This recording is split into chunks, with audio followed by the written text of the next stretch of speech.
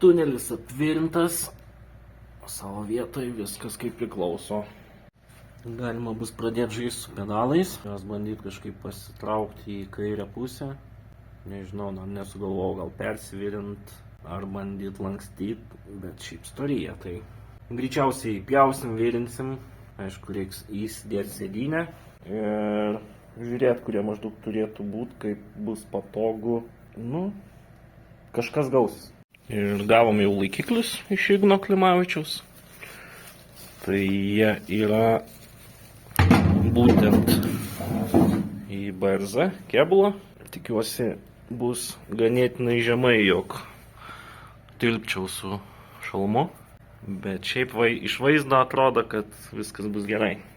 Reiks bandyti atsivežti sėdynę ir bandyti prisimatuoti. Tada bus aišku su pedalais, kurie bus. Ir bus galima pagalvoti dėl vairolazdės, nes reikia pasižiūrėti, kur man reikia, kad būtų vairas. Tai reiks užsimti sto gamybą dar nesugalvojau kaip, bet idėjų yra. Googlinos, žiūriu kaip kas, bandysim kažką išspausti. Čia laukia šitas. Čia manau dėsim maždaug kažkur prie lonžeronų galo, nes kadangi čia buvo zapaskės bliūdas ir buvo toks originalus tvirtinimas, kuris išsimetė, tai reikia kažkaip surišti lonžeronus ir tada čia dėsim skardą, kad būtų lygu gražu.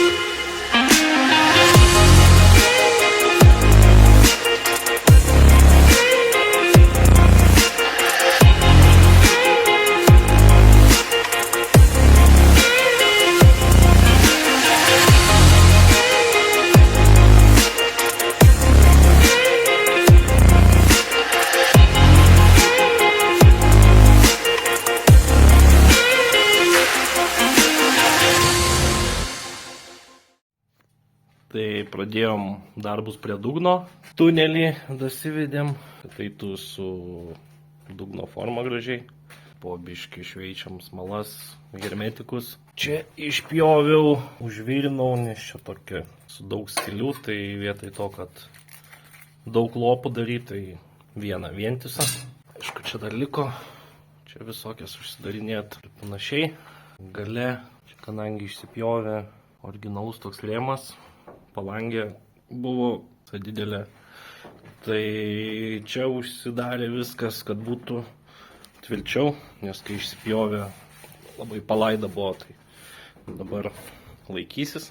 Ir šiaip toks iš viršaus gausis minimalus oro nukreipimas į radiatorių.